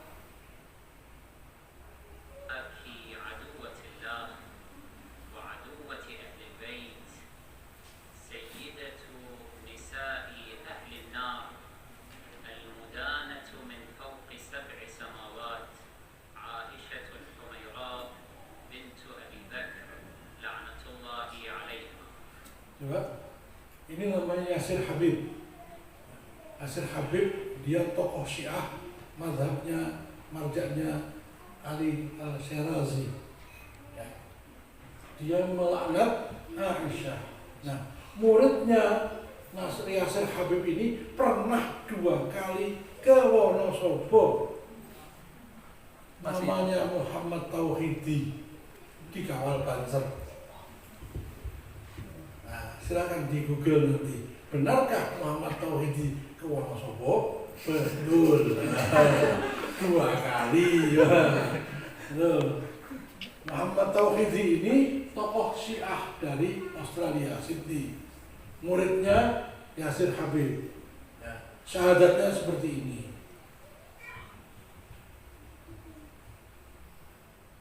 Asyhadu anna Aba Bakr wa Umar. Asyhadu anna Aba Bakr wa Umar.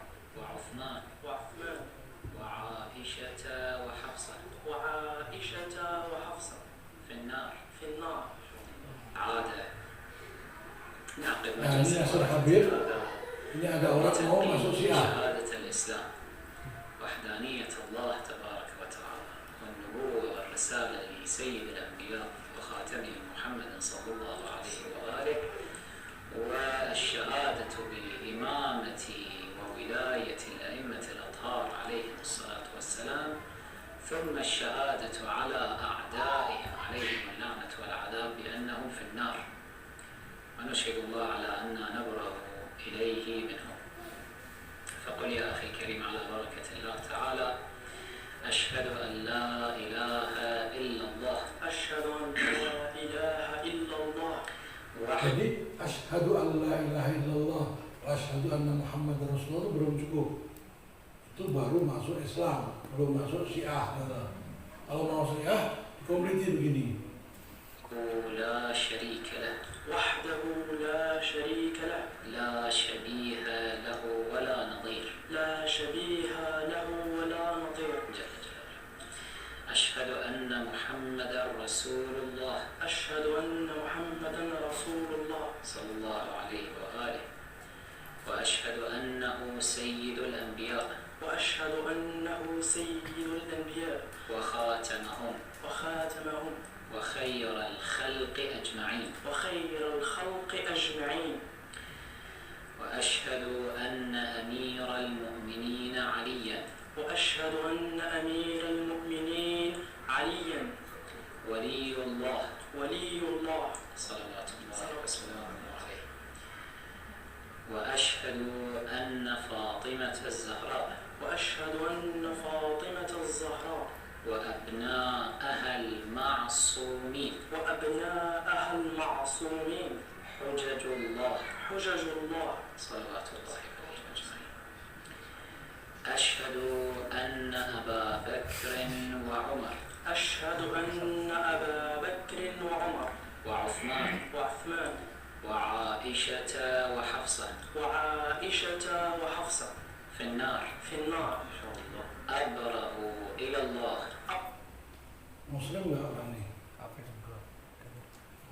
Orang yang mengatakan aku bersaksi Abu Bakar, Umar, Utsman, Aisyah, Hafsah di neraka, Muslim apa kafir? Kafir. Kafir. Kalau Aisyah finnar, lalu kita di mana? Kalau Abu Bakar finnar, kita di mana? Umar di neraka kata mereka. Abu Lu'lu' itu di surga. Padahal Abu Lu'lu' yang membunuh Umar. Mereka berdoa, Allahumma hsirna ma'abu Lu'lu' fil jannah. Ya Allah, kumpulkanlah kami dengan Abu Lu'lu' di surga. Itu doanya orang Syiah kayak gitu. Nah, jadi Syiah itu juga sesat, ya. Nah, tetapi Yahudi lebih sesat. Nah, kita pilih yang mana? Nah, yang terakhir ya. Kita pilih yang mana? Mana yang kita berpihak? Ya, harus berpihak. Setidaknya kalau Israel hancur, musuh berkurang satu. Dan musuh itu lebih sulit dikalahkan. Nah, sedangkan nanti kalau si Iran yang kalah, nah kita lebih berat lagi. Maka kita berharap Iran yang menang. Seperti ini, ya. Hadisnya sahih. Kalian akan mengadakan perjanjian damai yang kuat dengan bangsa Romawi. Bangsa Romawi itu apa? Kristen. Kristen itu apa? Walan tardo angkal Yahudu walan nasoro hatta tattabi'a millatahum. Ya.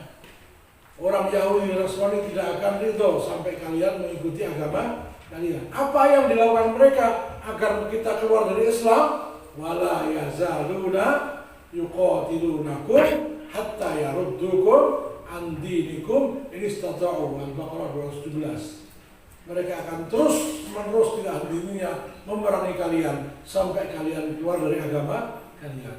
Tetapi ternyata di akhir zaman nanti umat Islam damai. Kenapa? Menghadapi musuh yang lebih besar tadi, koalisi musyrikin, Hindu, ya, komunis, Persia, Majusi dan sebagainya. Nah, kalian dan mereka akan memerangi musuh yang berasal dari belakang kalian. Maka kemudian kalian menang, mendapatkan harta rampasan perang dan mereka pun menyerah. Kemudian ketika kalian pulang dan sampai daerah yang hijau bertanaman banyak di daerah Turul, ada seorang laki dari pengikut Nasrani mengangkat salib seraya berkata, salib telah menang. Lalu seorang laki dari kaum muslimin marah mendengarnya. Lantas ia mengatakan salib tersebut. Maka bangsa Romawi menyalahi perjanjian damainya dan mereka pun mengumpulkan pasukan Malhamah atau Armageddon atau perang akhir zaman. Jadi boleh berdamai dengan musuh untuk menghadapi musuh yang lebih besar. Boleh mendukung musuh ketika berhadapan dengan musuh yang lain. Nah, dan ini pernah dilakukan Nabi. Beliau mendoakan agar Persia kalah. Ternyata menang. Sedih Nabi dan para sahabat. Allah turunkan ayat, jangan sedih. Gak lama lagi mereka kalah. Begitu Persia kalah, umat Islam bergembira. Insya Allah sebentar lagi kemenangan datang. Dari mana datang kemenangan? Karena perang 2 kali. Pertama menang, kedua kalah. Itu berarti kan dua-duanya hancuran. Betul?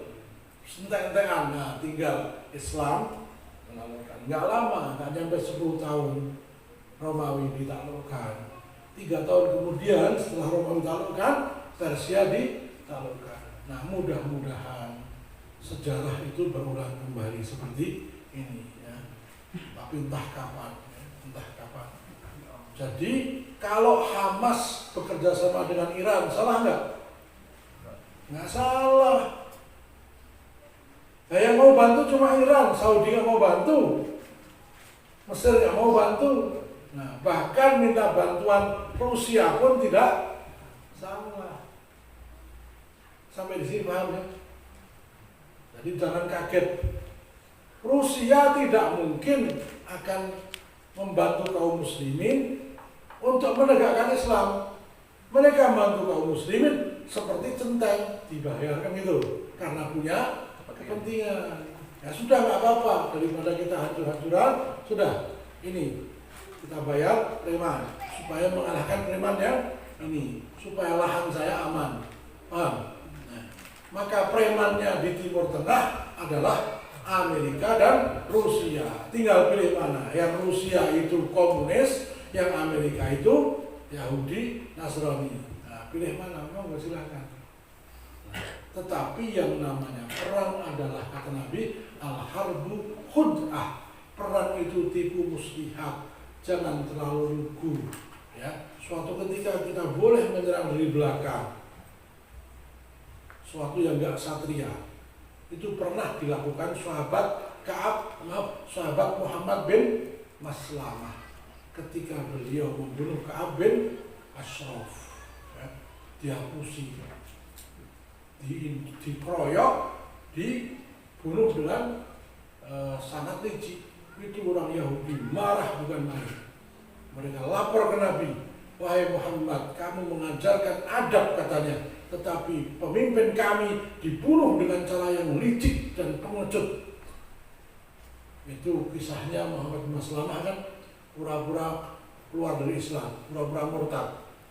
Akhirnya singkat cerita, Ka'ab bin Ashraf percaya. Terus sama Muhammad bin Maslamah diajak, yuk kita nostalgia, jalan-jalan keluar dari Madinah. Gara-gara Muhammad kita jadi bermusuhan. Nah, gitu.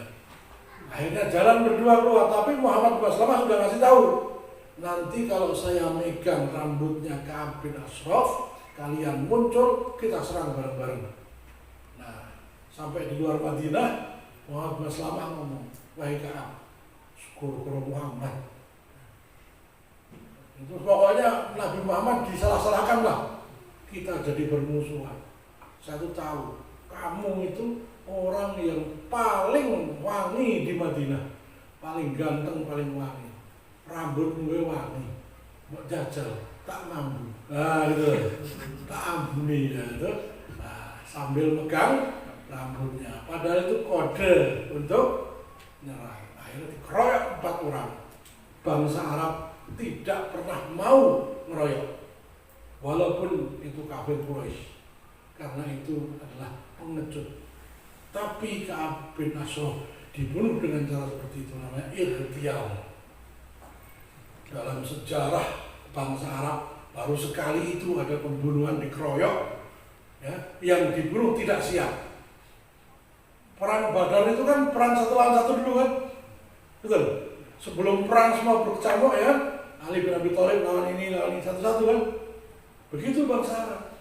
Enggak kemudian di belakang khusus untuk Ka'ab bin Ashraf ini Muhammad bin Maslamah licik. Nah, kelicikan dalam perang kadang diperlukan. Nah, Nabi Muhammad dikomplain sama Yahudi. Kamu katanya mengajarkan Adam dan sebagainya. Pemimpin kami dibunuh oleh anak buahmu dengan cara pengecut. Kata Nabi. Lau seandainya pemimpinmu itu diam, walaupun tidak suka atas kemenangan kami di perang Badar, tapi diam, kami tidak akan apa-apa. Tapi dia menyakiti Allah dan Rasulnya dengan puisinya, maka siapa saja yang berani melakukan seperti dia akan kami perlakukan sama seperti itu. Artinya Muhammad tidak mencela perbuatan Muhammad bin Maslamah, malah medeni. Orang sing wani orang meneh tak ngono ke meneh. Jadi lau sakata, kalau dia diam, ma'irtila, tidak akan dibunuh dengan cara seperti itu. Walakin akan tapi dia mencela Islam, mencela Nabi, mencela Allah. Maka sejak saat ini kata Nabi, kalau ada orang yang berani mencela Allah, Rasulullah dan Islam, akan kami perlakukan seperti dia. Jadi boleh itu perbuatan seperti Muhammad bin Maslamah. Maka ada yang pernah mau nyoba membunuh siapa? Salman Rushdie. Ya kan? Nggak apa-apa orang penghina Islam kayak gitu, ya, diracun pun boleh. Orang yang tapi tabung sendiri, jangan ngomong-ngomong nanti minta izin saya kena nanti. Nah, ada seorang ulama sudah meninggal dia dari Surabaya, saya lupa namanya. Nah, saya ketemu pemberani, beliau yang menggagalkan konferensi dunia Katolik di Jakarta karena pendetanya dibunuh di siapa namanya saya lupa, sudah meninggal. Pemberani, dia dihukum tapi konferensi gagal, gak aman gitu. Jadi pendeta itu dihukum, namanya saya lupa, sudah sepuh, beliau pakai kursi roda, baru-baru ini meninggal. Jadi, para pengkhianat Islam boleh digitukan, penghina Islam. Itu yang namanya perang seperti itu ya.